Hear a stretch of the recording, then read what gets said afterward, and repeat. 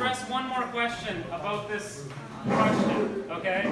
And then it will be wiped away from the board, all right?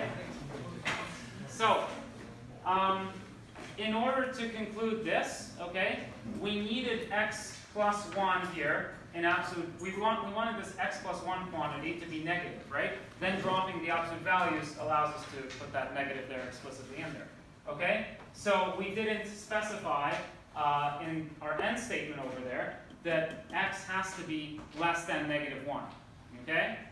We would need to put n being equal to the minimum of a quantity involving epsilon, comma, negative 1, in order to have this statement work as well, okay? The reason why I didn't put that in is because the actual value we get for n, the negative 1 over epsilon minus 1, is always less than negative 1 anyway, okay? We're attaching the negative 1 over epsilon to it. So that covers that case, okay? So that was a question that I think 2 people asked. It's done, okay? So we didn't need to explicitly put that in. All right, so let's wipe this away from the board. I want to stop thinking about this question now.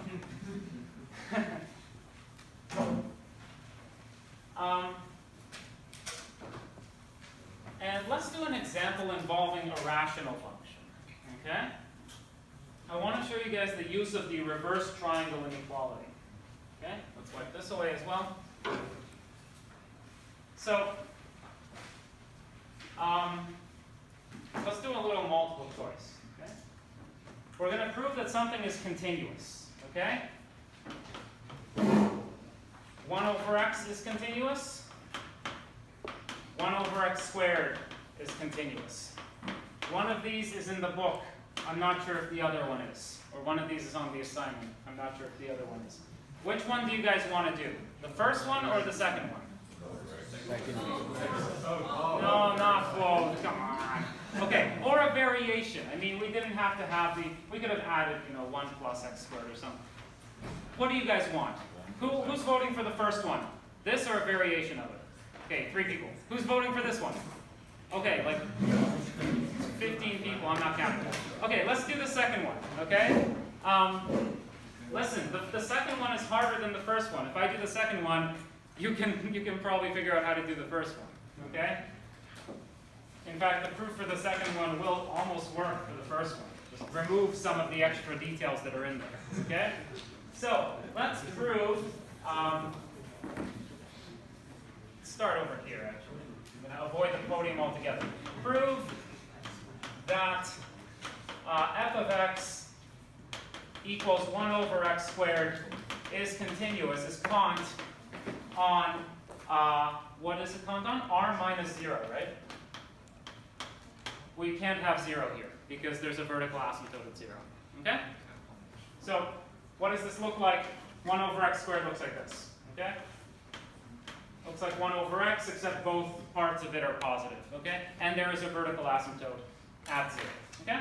So we're going to prove that f of x equals 1 over x squared is continuous everywhere on its domain, okay? So equivalently, we're going to show that for all a inside r minus 0, the limit as x approaches a of 1 over x squared equals 1 over a squared, okay? Are we ready for this? Come on, let's hear some enthusiasm. Yes, let's go, let's go. Proof. Okay, 3 let statements. Let epsilon greater than 0 be given, okay? And let delta equal something. We're back to having delta, not n, okay? Let x satisfying x minus a less than delta be given. Because this is a continuity proof, we don't need the 0 less than here, okay? So, this is what we're going to show. Let's do the proof. So, our 3 lines are in place, that's step 1. What is step 2? Putting the function in, the absolute values, and doing algebra. So, what algebra do we see can be done? We have 1 over x squared minus 1 over a squared. Anytime you have a rational function, it's always the same piece of algebra to be done first. Always common denominator, okay? Subtract, subtract. We have a squared minus x squared here at the top over x squared a squared, okay? And now what do you see? What can we do now? Top factors, right?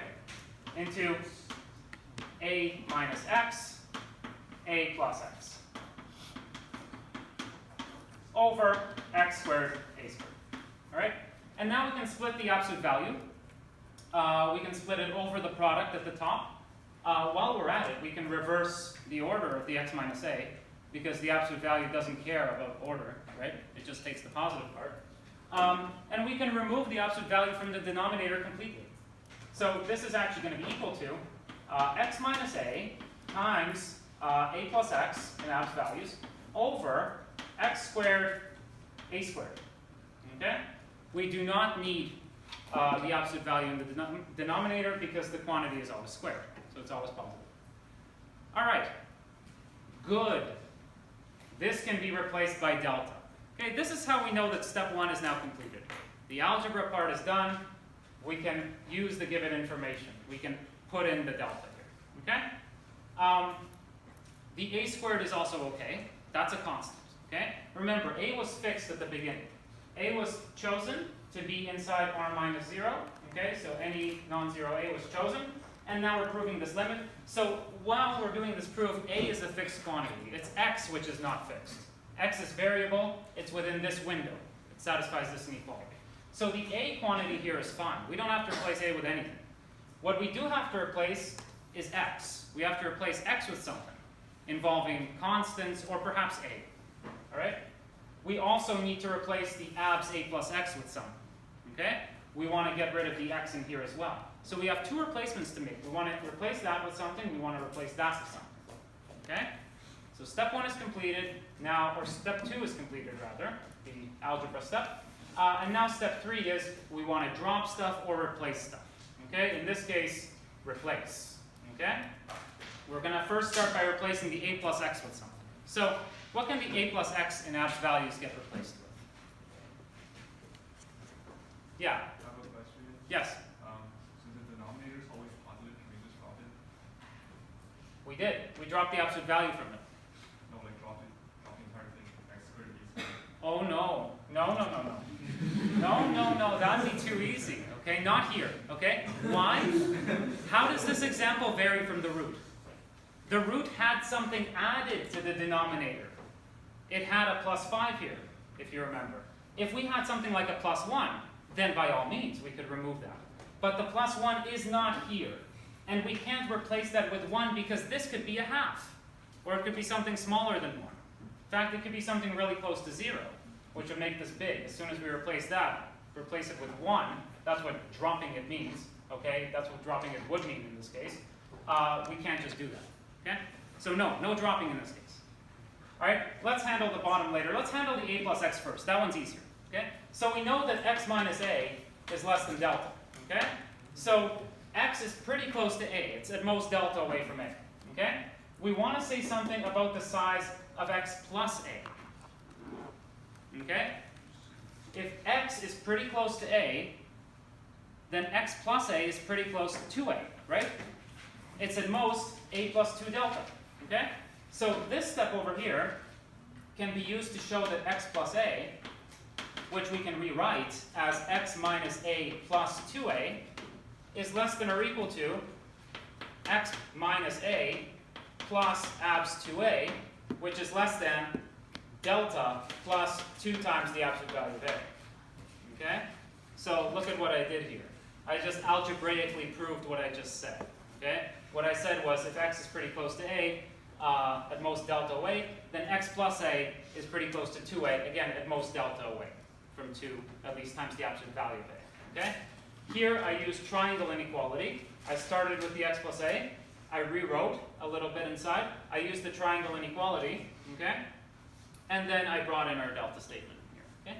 So we know that we can replace this quantity at the top with delta plus 2 times the absolute value of a. Now, delta will be chosen to be at least as large as something, or it'll be chosen to be less than or equal to something, maybe 1 or something like that, and then this is going to become 1 plus 2 times the absolute value of a. Actually, 1 is not going to work in this case, but we'll get to that right now.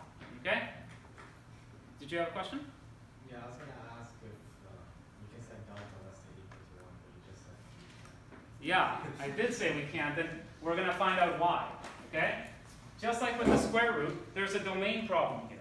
There's an asymptote that we need to avoid. Now, A was chosen to be non-zero, so we know that A is not right at the asymptote. Good thing, okay? So A has to be either on one side or on the other side. Let's just say, for simplicity, that A is positive, okay? But A could very well be negative here. We want to make sure that our delta window is not big enough that it crosses over the asymptote, because then we're going to have a problem. We might choose X, which is within the delta window around A. Where's the definition? Here. I didn't write out the definition, actually. I just wrote out the let statements. But anyway, we could choose X to be 0, and this quantity would be satisfied if delta was larger than the absolute value of A. Okay? We can't have that. We can't have 0 to be an option to get subbed in, because then we're going to get boom over here. Okay? So we have to avoid that.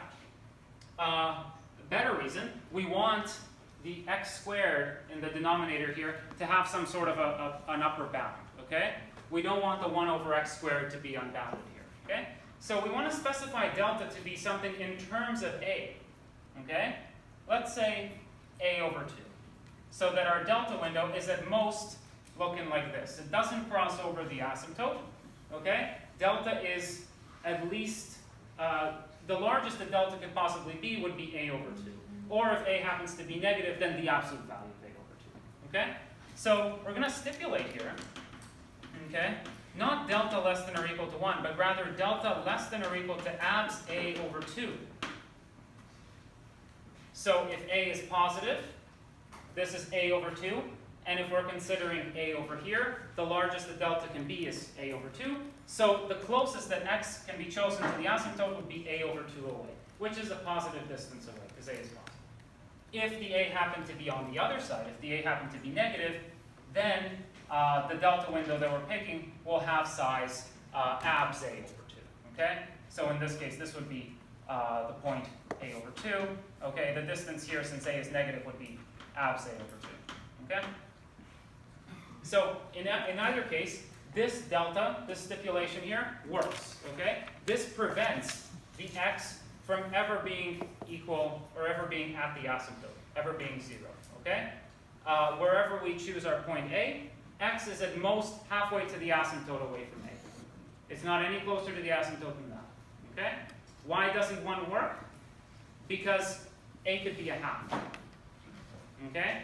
We need the statement here, the delta less than or equal to something, to be in terms of A, because we don't know how small A is. Okay? If we were proving continuity for all A is greater than 1, let's say, okay, then delta equals 1, less than or equal to 1 would certainly work. Okay? But here we don't know how small A could get. All we know is that it's non-zero. So our bound has to be in terms of A. Okay? So this is perhaps the hardest part of the whole question, realizing that this is what we need. Okay? So this here prevents x equals 0 from being possible. There we go. And it also gives us an upper bound on 1 over x. All right? If x is within the delta window around A, the smallest that x could possibly be would be A over 2. Okay? Which means that the largest that 1 over x could possibly be would be 1 over A over 2. So 2 over A in this case. Now on the other side, here we're squaring, right? This is 1 over x squared. So the largest that 1 over x squared can be, if our x's are chosen to be right near the edge of the window here, would be 2 over A all squared. Okay? On either side, the thing would be symmetric. Okay? So we have an upper bound on the value of the function within our window here. Okay? That's going to be very useful because we do want to replace the 1 over x squared with something involving A. And knowing that 1 over x squared is bounded above by 2 over A all squared allows us to replace this quantity with that one, the 2 over A all squared. Okay? So by the hand-waving argument, which we're going to make rigorous in a minute using the reverse triangle inequality, as I promised you, this can be made less than Actually, I'm not going to write it down yet. Let's use reverse triangle inequality first, and then I'll write that down. Okay? So this prevents x equals 0 from being possible. Also tells us that 1 over x squared is less than or equal to, less than actually, 2 over a all squared. Okay? Let's justify that using the reverse triangle inequality. Okay? One way, of course, to justify that would be just to consider positive a and negative a separately and work with the interval. Okay? But the reverse triangle inequality is a bit better here. So here's what we're going to write. We know that x minus a is less than delta, and delta is less than or equal to a over 2. Okay? So we know that this is the case. Let's start over here. X minus a is less than delta, which is less than or equal to abs a over 2. Now, let's use reverse triangle inequality. First of all, this is equal to a minus x in abs values. Okay? We can just switch the order here. And this is greater than or equal to abs a minus abs x. So abs a minus abs x is less than or equal to abs a over 2. If we bring that abs a over 2 over and the x over, this implies that abs a minus abs a over 2 is less than or equal to abs x. And the reverse triangle inequality allows us to get this upper bound on abs x. That should actually be a strict because of that strict there. Okay? So that goes away.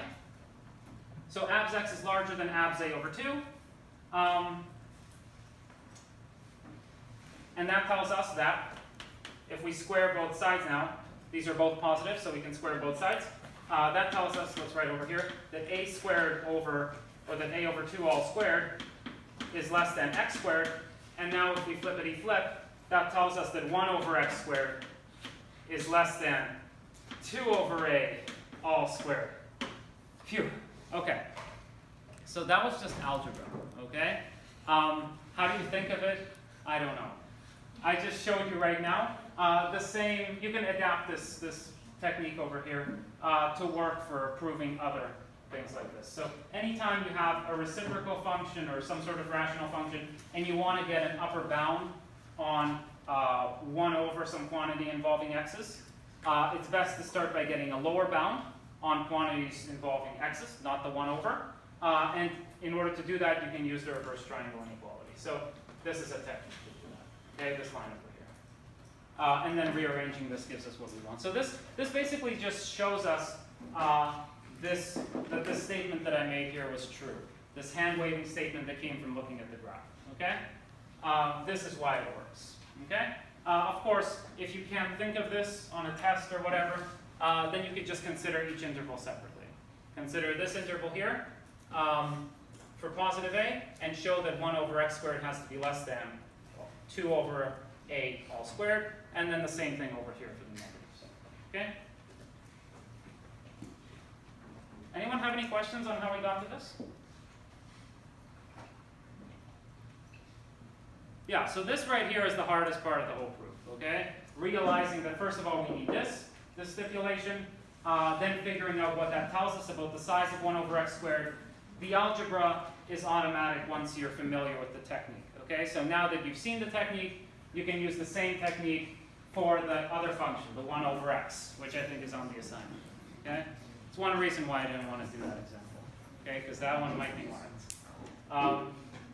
Okay, so 1 over x squared is less than 2 over a, all squared, okay? Let's go back to here. First of all, let's finish this off. So now we know that delta is less than or equal to abs a over 2, right? So over here we can replace this with abs a over 2 plus 2 abs a. 2 abs a plus abs a over 2 is 5 over 2 abs a, okay? So this is 5 over 2 abs a. There we go. So we have an upper bound on x plus a in terms of just a and a constant. And over here, we can write this as abs x minus a times abs a plus x times 1 over x squared times 1 over a squared. Let's just write this as a product of 4 things explicitly like this. And now replace each item here with something which is greater than it. Okay? So first of all, that can get replaced with delta. this thing can get replaced with, as we just saw, 5 over 2a in abs values.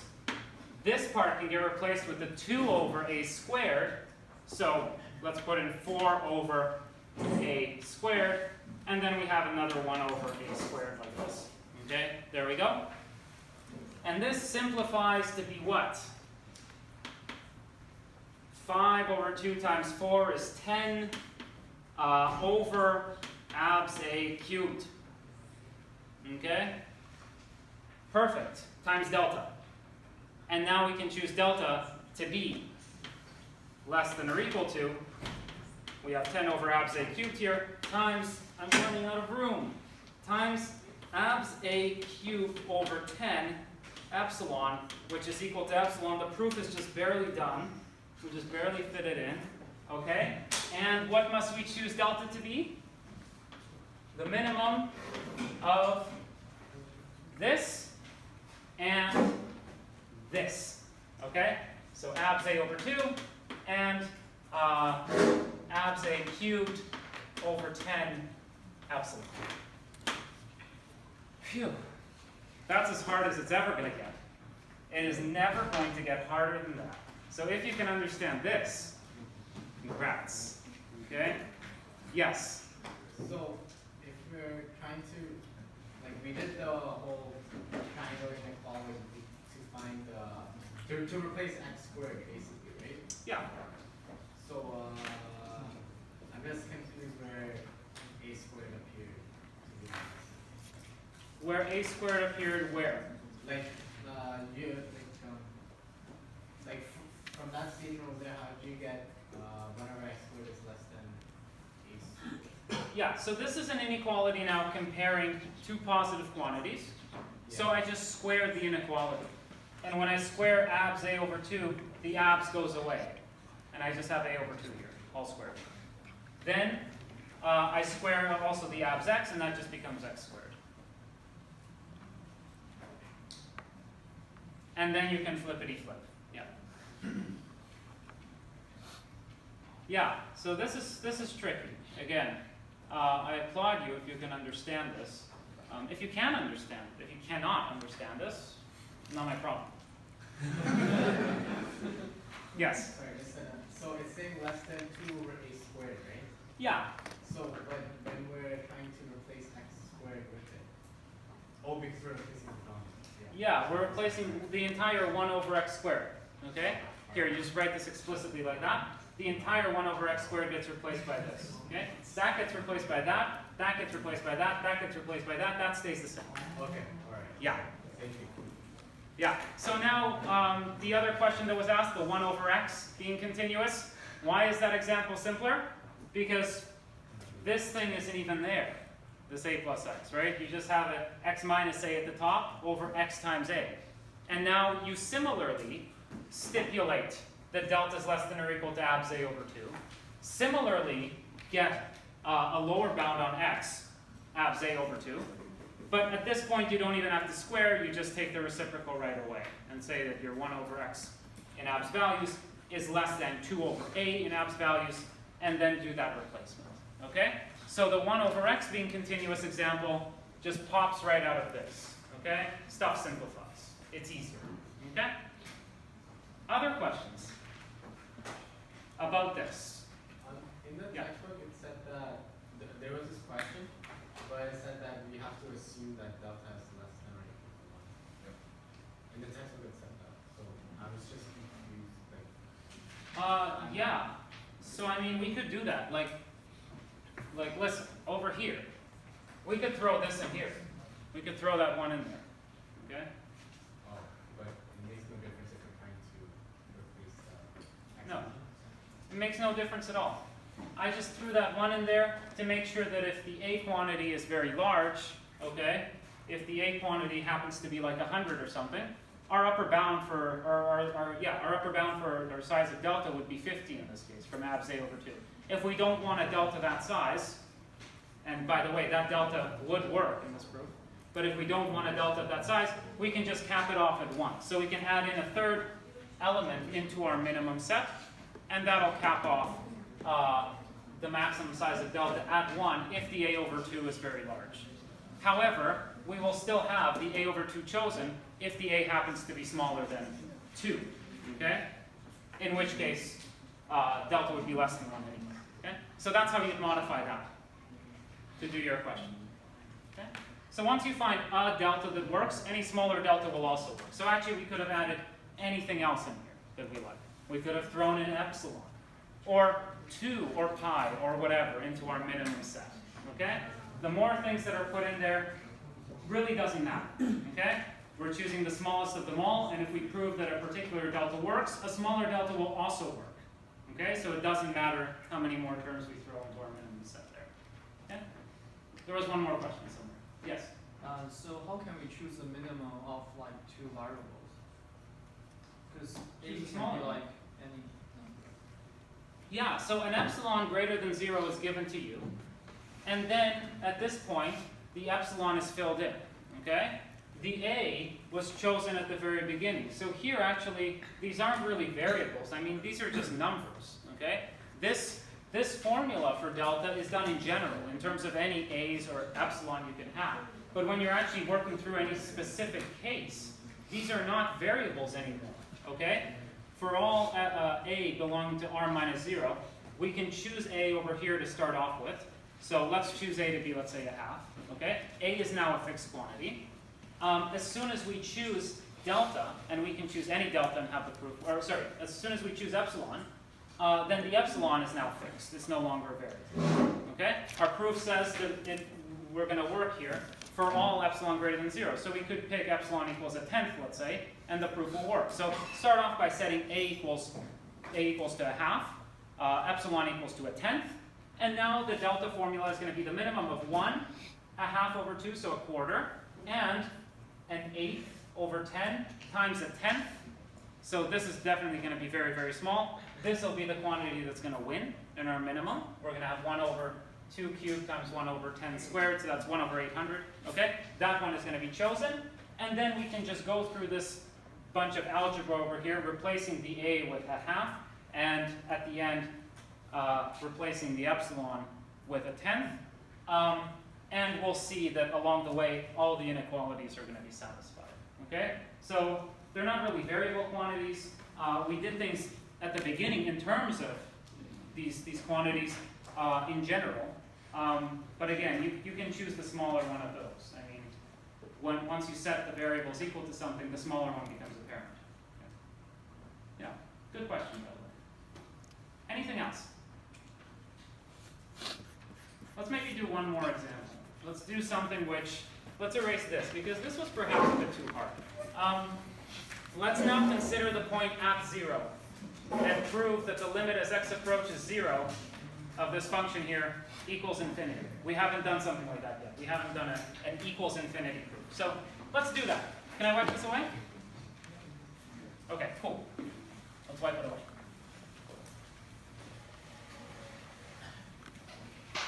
So let's do something which is going to be looking a little bit nicer. We're going to prove that 1 over x squared as x tends to 0 tends to infinity. Okay? So,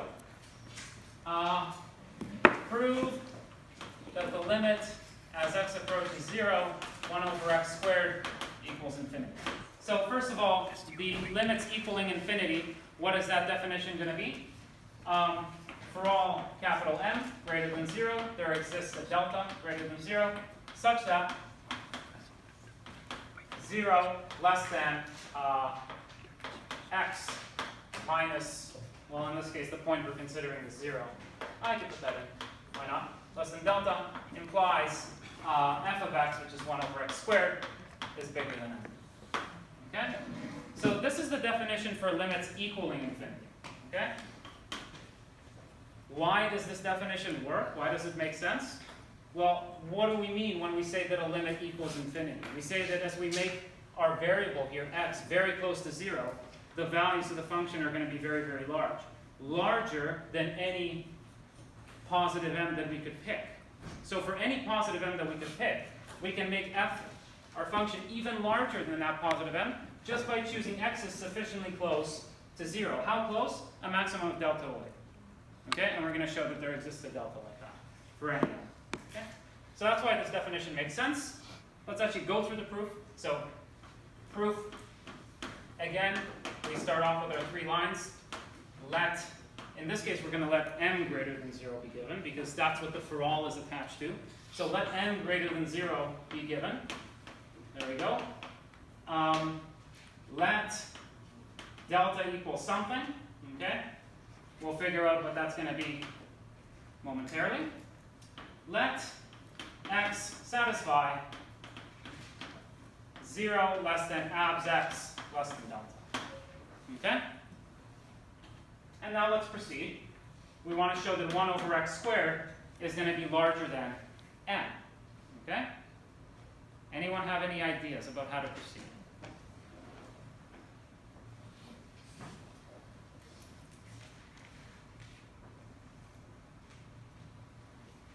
We want to use our given information somewhere. We know that x, in absolute values at least, is pretty small. Okay? It's between 0 and delta. Okay? So what can we say about the size of 1 over x? Or 1 over x squared? Yes? It is greater than 1 over delta squared. Very, very, very, very, very good. This thing, okay, x in absolute values less than delta, if we flippity flip, we get that 1 over abs x is greater than 1 over delta. Okay? So flippity flip this inequality, and we get that. Okay? And this now is an inequality comparing 2 positive numbers. So we can square both sides and get that 1 over abs x squared, or just 1 over x squared, is larger than 1 over delta squared. So 1 over x squared is larger than 1 over delta squared. You can throw that in right away. And now you can see that this is a pretty simple example because we didn't even have to do step 1 at all. There was no algebra to be done. Okay? There was no dropping to be done either. Okay? No step 2 either. We just got to skip to step 3. We got to skip to replacing the x with our delta using our given information. Okay? So 1 over x squared is larger than 1 over delta squared, and now the delta can be chosen to make 1 over delta squared equal to m. So what must delta be? 1 over the square root of capital M. Okay? If we square that, we get 1 over capital M in the denominator, pops up. So this is going to be equal to M. And the proof is done. Nice and short. Okay? So delta has to be 1 over the square root of M in this case. Okay? We have about 15 minutes left. Any other questions you guys want to do? What didn't we talk about? What didn't we talk about? We didn't talk about something like this. The limit as x approaches infinity of some function, f of x equals infinity. Right? This is the 4th possibility, the 4th limit definition we have. We haven't done an example like that. So let's do one example like that and then we'll call it a day. So what is the definition here? Limit as x approaches infinity of f of x equals infinity. What is the formal definition? Here we have an mn definition, okay? We don't have epsilons and deltas at all, right? Here we have for all m greater than 0, there exists an n greater than 0, such that x larger than n implies f of x even larger than n. Okay?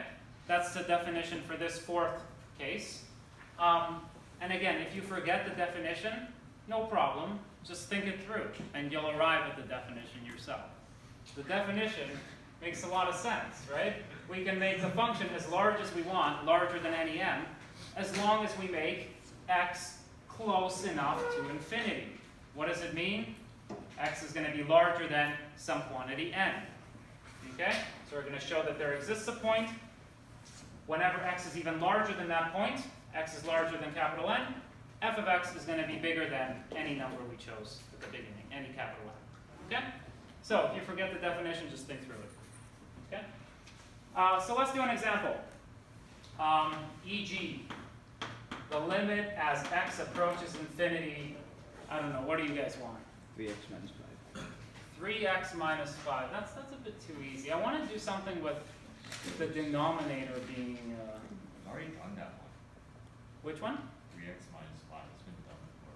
Yeah, so that's been done before, so we won't do. We'll do something harder because I want to leave you guys with a bad impression. Yes? Sin x over mod x. Sin x over, yeah, see the problem with the, so first of all, that approaches 0, it doesn't go to infinity. And second of all, I don't know if you guys really talked about logarithms. Okay, let's, yeah, but you have an interesting suggestion. Let's do sin x. Actually, no, that's not going to work because the sine, we can include a sine in there, so why not, okay? Let's do, Sin x over x. no, sin x over x doesn't tend to infinity, right? Okay, I'll tell you what we're going to do. We're going to do the following. We're going to do x cubed, because I'm going to be mean to you. I'm going to do x cubed. Now, I'm going to put in a 2 plus sine x here, okay, to please the person who asked for sine. And then I'm going to divide that by, that's right. You're seeing correctly, there's a fractional bar, okay? And I'm going to make the denominator x squared minus 4, okay? Triple problem here, okay? The fact that I put the negative in the denominator will allow me to illustrate the replacement technique, which I never bothered to illustrate with the other example that we did with the negative infinity limit. That's because I got all like mixed up with it. It'll be easier to illustrate it here. Okay, we're going to replace the 4 with something involving x squared. Anyway, you know what? Let's make it even more interesting. Let's put 3 here. There we go. All right. That is probably the hardest example you'll ever see. And of course, the limit does equal infinity. Okay? First, how did I know, by the way? The 2 plus sine oscillates between -1 and 1. So the 2 plus sine is at most 3, at least 1. Okay, so the top is at least 1, but it behaves like a cubic. The denominator behaves like a quadratic. So this thing roughly behaves like x. Asymptotically. Of course, it oscillates a bit between x and 3x because sine x can be all the way up to 1. But that doesn't matter. The point is it goes to infinity, and now we're going to prove it. Okay? So let's wipe this away, and let's do the proof. So get rid of all of this, and we're going to do the proof over here, okay? Because we're going to need lots of room. Proof. Let m greater than 0 be given. And let capital N equal something. Okay, so same let statements with m and n this time. Okay, let x larger than n be given. Okay, and now we're going to start with a function and hopefully do some algebra and show that it's going to be greater than n. Okay, so x cubed, 1 plus, sorry, there was a 2 there. 2 plus sine x over 3x squared minus 4. Okay, so we're starting with our function, and we're going to show that it's greater than m. Okay? So,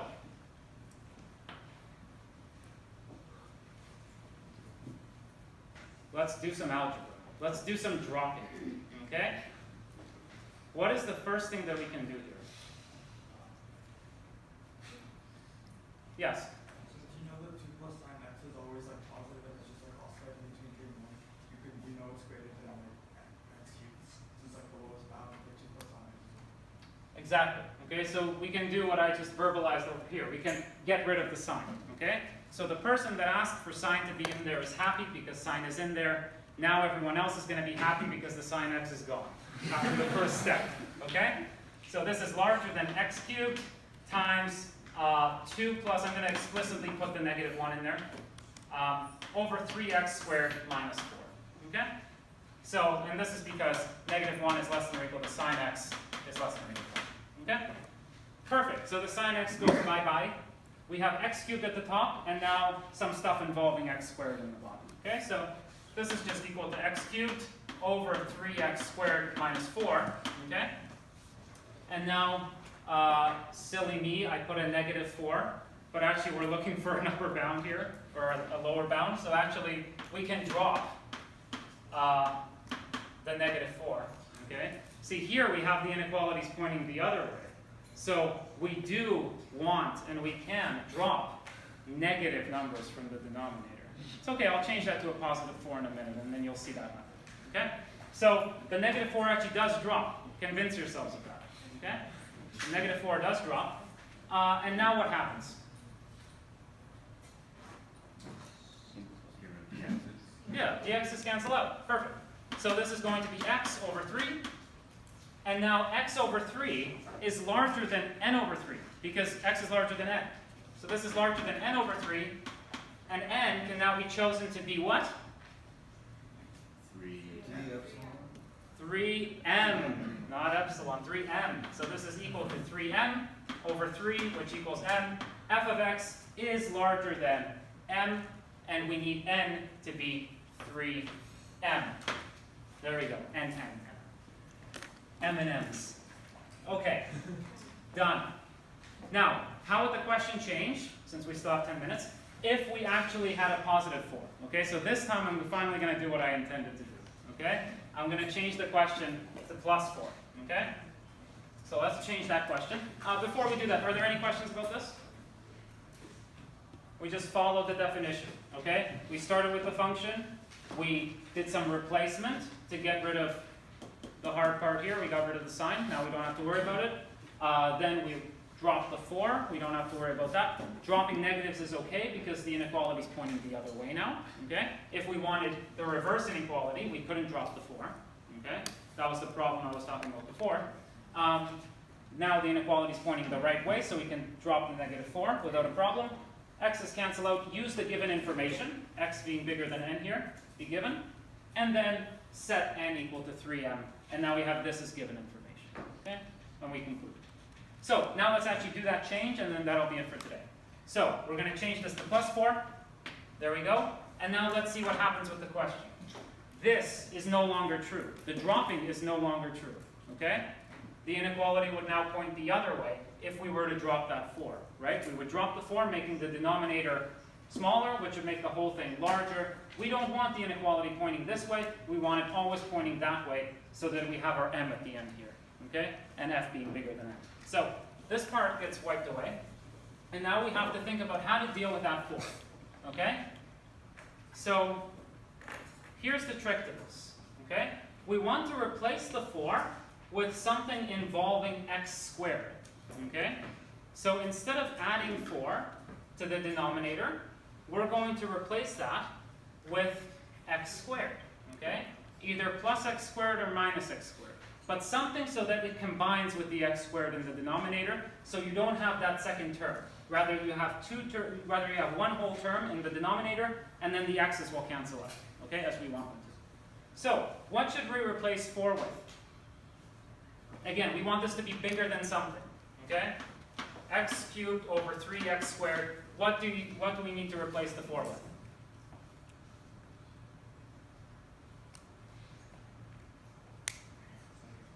Well, x is tending to infinity, right?